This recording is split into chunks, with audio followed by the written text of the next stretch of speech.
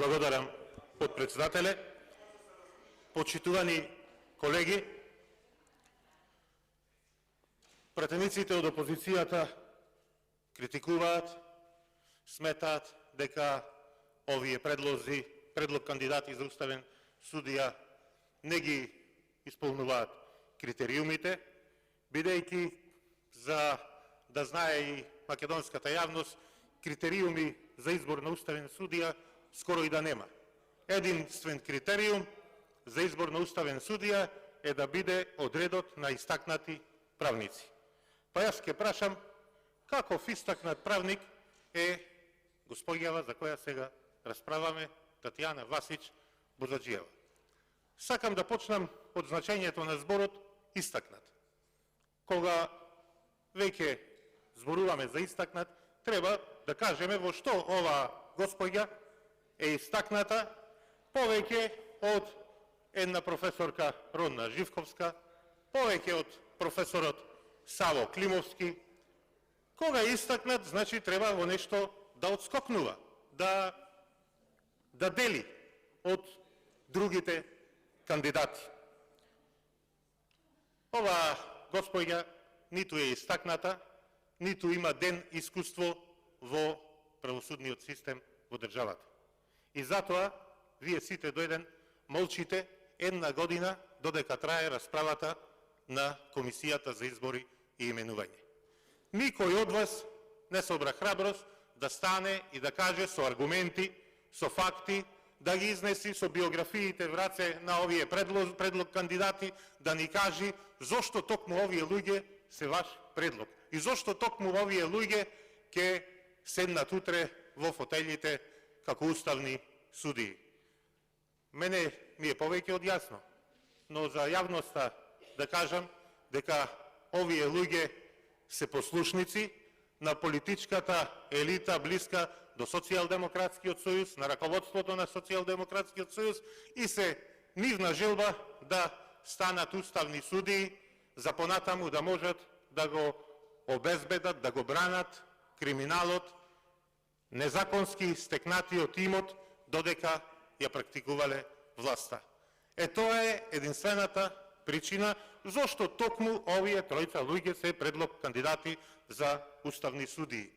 Со ова одговорив на прашањето кое сакав вас да ви го поставам, бидејќи ниту еден збор не изустивте да зборувате за квалитетите на овие луѓе. Ниту еден од вас не стана да земе збор ниту на комисија, ниту денеска и вчера на пленарна седмица. Па ќе ве прашам, почитувани колеги, на кого му се потребни марионети во Уставен суд наместо чувари на Уставот?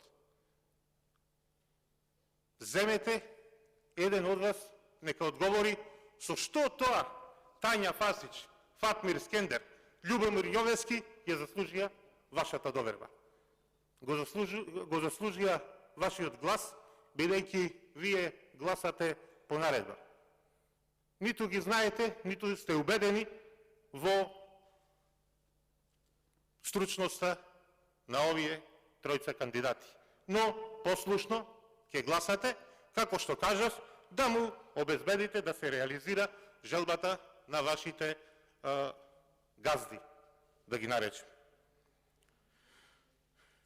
За да ова беше секако што треба, за да се исправат неправдите, кои неправилностите се случувале, ќе се сложам и во минатото, и за кое вие во изминатите години додека бевте во опозиција, уште еднаш ќе повторам, излегувавте по улиците, протестиравте, ги шаравте, ги гнасевте институциите во главниот град и по големите градови во државата, извикувајќи, мантрајќи, нема правда, нема мир, нема правда, нема мир, за сега да гласате тука партиски полтрони и послушници и да го закопате правото, функционирањето на правото и правосудниот систем во државата, или пак, можеби, од ваша страна гледано би рекле, како и вашиот бивш лидер, да го отворите како пупка судството и да му правите понатаму што сакате. Тоа е изгласувањето на овие тројца кандидати. Девастирање на правосудниот систем во државата. Избор на уставни судии без никаков критериум. Апсолутно без исполнување на никакви критериуми. Единствено ве води личниот интерес.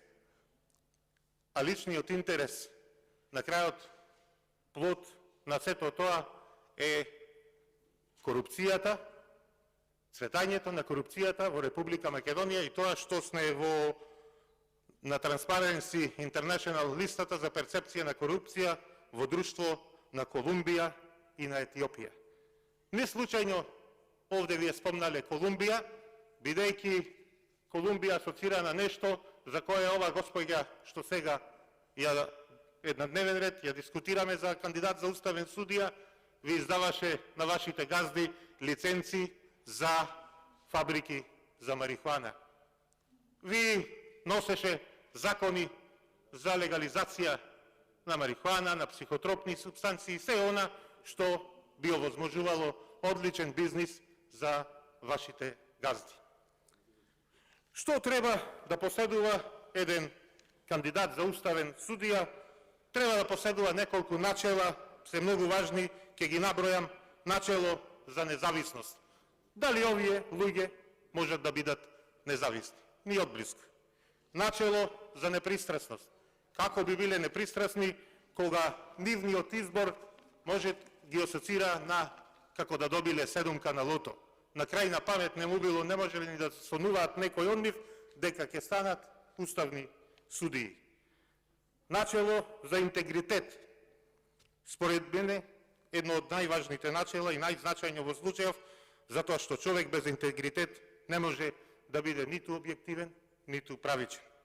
Начело на коректност, и коректност не само што треба да има, и треба да биде очигледна, да не постои никаков сомнеж во одлуката во која еден судија би ја носел. Но кај овие луѓе ниту коректност, ниту транспарентност не е можна, бидејќи се партиски послушници. Начело за стручност и совесност. Тука би можеле да зборуваме за стручност, доколку Тања Васич беше промовирана да се вработи како административен работник во Уставниот суд, односно во администрацијата на Уставниот суд, стручно да помага на уставните судии. Затоа, да, можеби, како долгогодишен правник во неколку министерства, сигурно би ги исполнувала критериумите, но никако како уставен судија. Начело за еднаквост, односно обезбедување еднаков третман за сите пред судовите, односно пред лицето на правдата. Овие луѓе тоа ниту го можат, ниту го сакаат, ниту ќе го направат. Видовме како еден од овие кандидати на бензинска пумпа примаше наредби од адвокатскиот тим на бившиот ваш председател.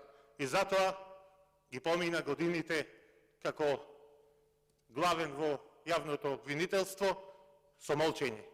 Ниту гледа, ниту слуша. И ова на 69-68 години му е награда уште 9 години мандат како уставен судија. И за крај треба да има секој уставен судија, за да биде добар уставен судија, добар судија, треба да има карактер и изграден морален систем. Но, како што кажав, сето ова го немаат, овде се работи само за личен интерес. Во Македонија, личните интереси се секаде длабоко вкоренети и се додека личните интереси се пред интересите на општеството, ќе владее ваков систем каде што ќе цвета корупцијата. Ова не го велам јас, ова ви го кажа, почитувани колеги, амбасадорот на Холандија, неговата екселенција Дирк Јан Коп. Па затоа не ме чуди со ваквите ваши одлуки, со ваквата ваша кадровска политика и понатаму да бидеме во друштво на Колумбија, Етиопија и слични вакви земји. Благодарам. Диме Велковски, реплика.